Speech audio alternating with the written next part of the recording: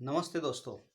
Welcome to the Mahabharat channel में आपका हार्दिक स्वागत है दोस्तों। आज जिस टॉपिक पर हम बात करने वाले हैं वो टॉपिक है हनुमान जी ने सीता माता की खोज किस तरह से लगाई है।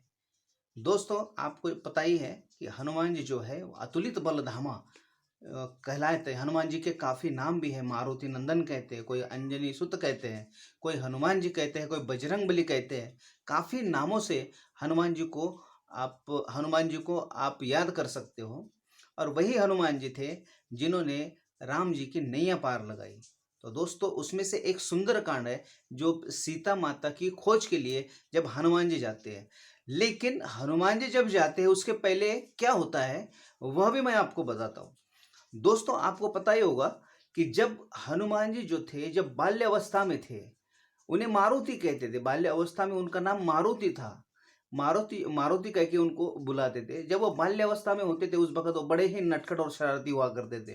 तो दोस्तों, उनको जो सारी शक्तियाँ मिली थी, देवताओं से जो सारी शक्तियाँ मिली थी, वो सब देवों ने उनको शक्तियाँ देकर उनको इस तरह से बनाया था कि उनके ऊपर कोई भी अस्त्र और शस्त्र का कोई प्रभाव नहीं होगा और वो चिरंजीवी रहेंगे। आज भी कलयुग में हनुमान जी अमर है, इसलिए उनको चिरंजीवी का वरदान मिला हुआ था। दूसरी बात, दोस्तों, जब वो बड़े होने के बाद में जब वो राजा सुग्रीव के साथ में रहने लगे, उसके बाद में उनके मन में एक ही आशा थी कि प्रभु रामचंद्र जी का दर्शन मुझे कब होगा। तो राजा सुग्रीव के साथ में हनुमान जी जो है वो पर्वत पे एक रहते थे, क्योंकि बाली और सुग्रीव दोनों का ही झगड़ा हो चुका था और झगड़े की वजह से सुग्रीव को अलग जगह पे जाकर रहना पड़ता था। उनके साथ में जो थे, उनके जो अनुयायी थे सुग्रीव महाराज के, तो जामवंत जी थे, नल नील थे, उसके साथ उनके साथ में कुछ वानर सेना भी थी और साथ में हनुमान जी भी थे। तो दोस्तों, जब श्री राम प्रभुचंद्र और सुग्रीव जी की घनिष्ठ मित्रता हो जाती है, तो दोनों भी जो है वह अपनी मित्रता को पूरी तरह से निभाना चाहते थे।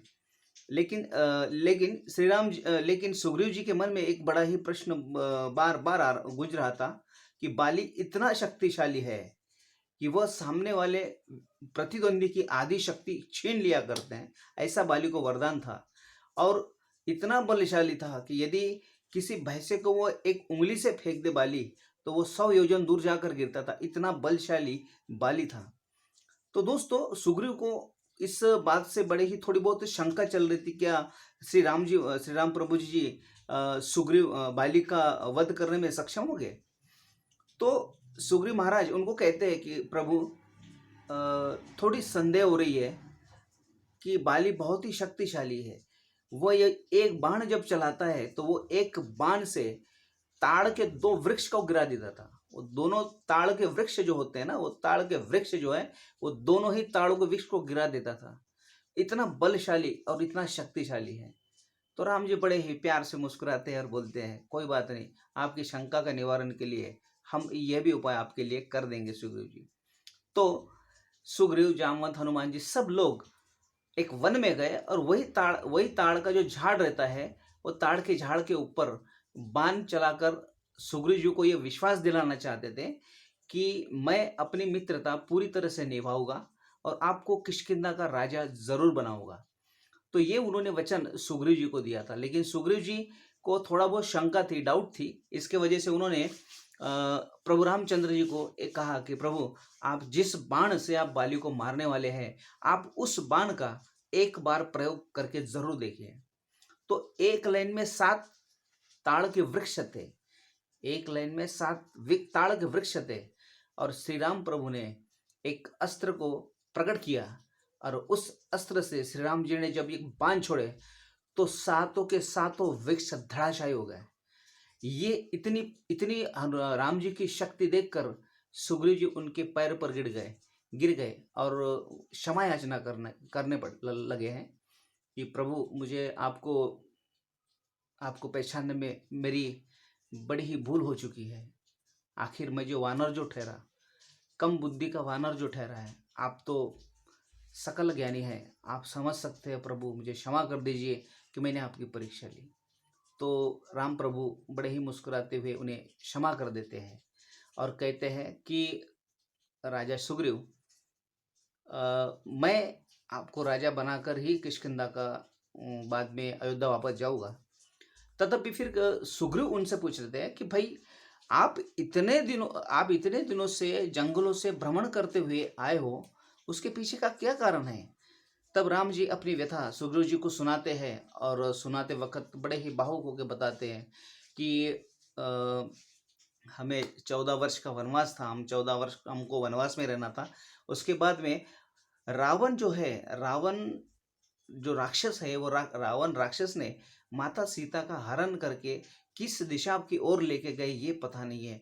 बस हम यही ढूंढते-ढूंढते माता शबरी ने आपका पता बताया है कि आपके साथ में मित्रता होने के बाद में वह सीता माता की आप खोज कर सकते हैं।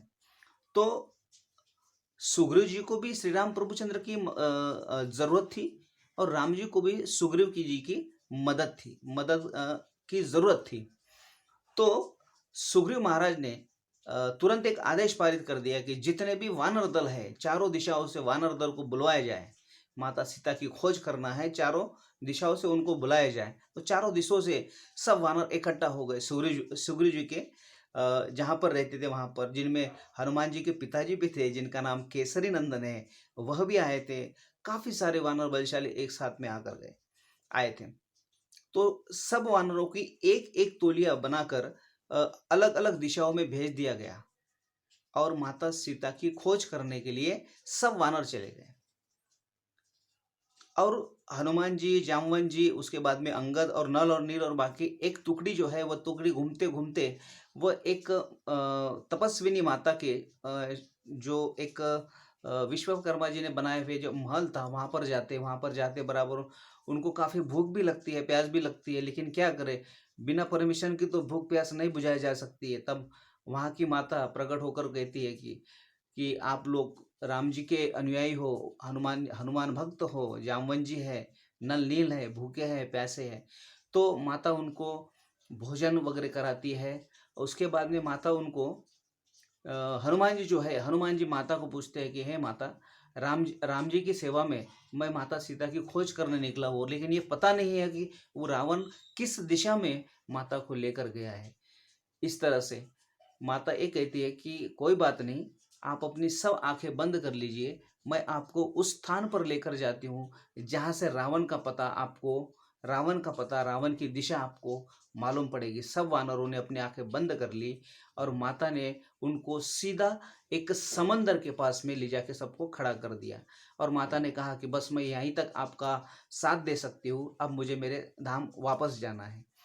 तो इस प्रकार से सब वानर, हनुमान जी, जामवन जी, सब लोग वो समंदर के पास में आकर रुक गए और ये सोचने लगे कि इतना बड़ा समुंदर है, 7 योजन दूर समंदर है, इतना बड़ा समंदर है, वो समंदर को आखिर कौन पार कर पाएगा और पार करने के बाद में कौन वापस भी आ पाएगा। यानी 7 दूनी 14 योजन जाना है और उसमें उतना ही रिटर्न आना है। तो ऐसे में नल और नील तो नहीं जा सकते थे। उसके बाद में अंगद जो थे, वो अंगद ने कहा कि मैं जा तो सकता हूँ वहां तक, लेकिन वहां से आते वक्त मेरा काम गड़बड़ सकता है, बिगड़ सकता है, बीच में भी डूब सकता हूँ, इसलिए मुझे थोड़ी शंका है। लेकिन जामवन जी ने एक जो दृश्य देखा कि हनुमान जी जो है, वो हनुमान जी एक तरफ बड़े ही निराश अवस्था में बैठे थे। जामवन जी ने कहा कि आखिर क्या बात है, इतने निराश क्यों बैठे हो? तब जामवन जी को ये बात पता थी कि हनुमान जी को जो है, हनुमान जी को बचपन में एक ऋषि ने श्राप दिया था कि आपकी पूरी शक्तियां आप भूल जाओगे। लेकिन तभी उन्हीं ऋषि ने उनको एक श्राप दिया, यानी श्राप से मुक्ति दी कि यदि आपका कोई स्मरण करेगा, आपकी कोई स्तुति करेगा, तो आपकी जो शक्तियां है, वह शक्तियां फिर से पुनः पुनर्जीवित हो जाएगी और आप हर काम करने के लिए सज्ज हो जाओगे। तो ये बात जामवन जी ने उनसे कहा, वानर लोगों से, कि हमें हनुमान जी की स्तुति करना है, तब जाके उनकी शक्तियाँ प्रकट होगी। तो जनरली हम देखते हैं हनुमान जी के मंदिर में भी जब जाते हैं दोस्तों, तो हम हनुमान चालीसा इसलिए पढ़ते हैं कि हनुमान चालीसा पढ़ने के बाद में हनुमान जी की शक्तियाँ उनके पास में लौट आती है और वह अपने को शुभ फल देती है। यही कारण है जिसकी वजह से हनुमान चालीसा पढ़ी जाती है। उसके बाद में जब हनुमान जी का प्रशंसा करते हैं, सब वानर करते हैं, सुग्रीव करते हैं, वानर करते हैं, जामवन जी करते हैं, अंगद करते हैं, नल नील करते हैं। तो उनकी स्तुति करते वक़्त हनुमान जी को पूरी की पूरी शक्तियाँ जो है वो याद आ जाती है और हनुमान जी इतना बड़ा विशाल रूप धारण कर लेते हैं कि आजू-बाजू में जितने भी वानर है वो उनका रूप देखकर थर्रा उठते हैं।